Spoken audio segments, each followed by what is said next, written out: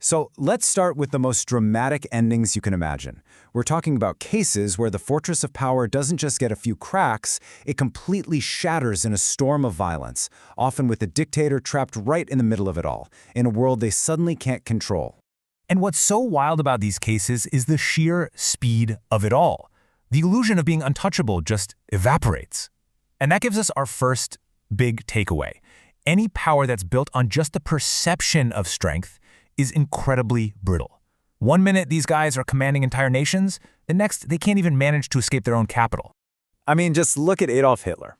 Here's a man who promised a 1,000-year empire. Well, by the end, that empire had shrunk to a few concrete rooms under Berlin, while Soviet artillery was literally tearing the city apart above his head. His final act wasn't leading armies, but this grim, frankly pathetic ritual, marrying Eva Braun just moments before they both committed suicide. Their bodies were then dragged out and burned in a garden. A fiery, humiliating end for a regime that was born in fire. It just proves that a myth can't survive contact with reality. And the speed of these collapses tells you just how paper-thin their support really was. Take Romania's Nicolae Ceausescu. For decades, the guy's control was total. Then it all unraveled, in 4 days. He gets up to give a speech, and the crowd actually boos him. He flees in a helicopter, gets captured a few hours later, and then on Christmas Day, he and his wife face this makeshift trial that lasts less than an hour, before they're immediately executed by firing squad. From a palace to a firing squad in under 100 hours.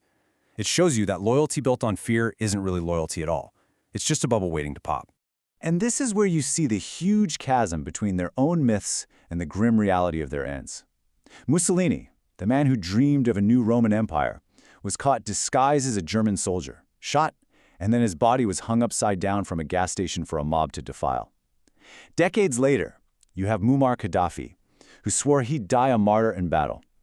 He was found hiding in a drainpipe, begging for his life. The very people they claimed to represent delivered the final humiliating verdict. It really shows that the bigger the ego, the more brutal the fall.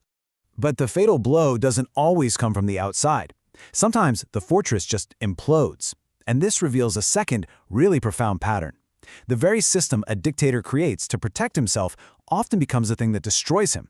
It's a fascinating bit of irony.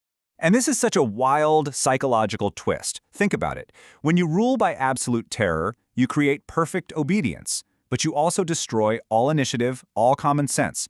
You basically paralyze everyone around you. Your guards, your doctors, your top aides.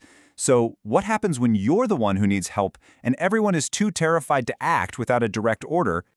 Joseph Stalin is the poster child for this. After a late-night dinner, he goes to his room and has a massive stroke. But his guards, they're petrified. They know that entering his room without being called is basically a death sentence. So the most powerful man on the planet lies helpless on the floor for almost 12 hours. His death wasn't just some random medical event. It was the logical endpoint of his entire rule. The system of fear he built worked exactly as he designed it. It paralyzed everyone, and it kept them from saving him. He didn't just die of a stroke, he died because of his system. And then you have Pol Pot in Cambodia.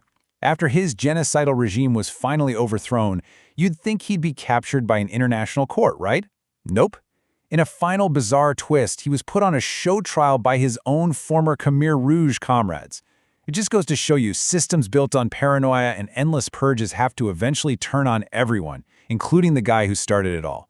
He ended up dying under house arrest, judged not by the world, but by the broken, brutal movement he created. Okay, so what about the ones who actually survive the initial collapse of their regime?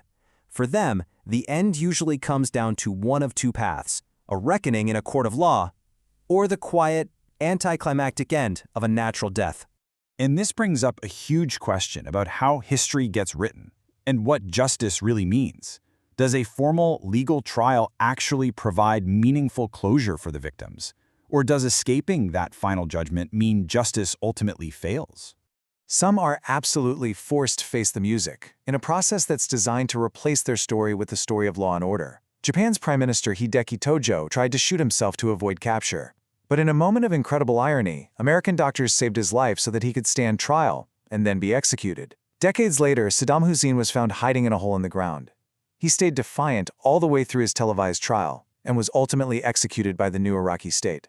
But here's the thing, a trial doesn't always give you that clean sense of justice. Saddam's execution turned into this chaotic scene of taunts, all captured on a grainy cell phone video, which really undermined the whole legal process. Now compare that to Chile's Augusto Pinochet. He used legal appeals to dodge a conviction and died of a heart attack at 91. For his victims, who just desperately wanted to see him face a final verdict in court, his quiet death felt like the ultimate denial of justice. This quote about Pinochet's death just nails it. The fact that he died on International Human Rights Day, you couldn't make it up. It felt like one last, bitter joke from a man who never had to face a final judgment. It perfectly captures that unresolved anger that just hangs in the air when a real conclusion is never reached. So here's the bottom line. These endings show us some really clear patterns. Power built on spectacle is fragile, systems built on fear tend to destroy themselves, and, true justice is incredibly hard to find. Whether the end comes in a bunker, a courtroom, or a quiet hospital bed, the death of a dictator is never a simple end to the story. It forces all of us to ask, what does justice really even mean? And can the end of one life ever truly balance the scales for millions?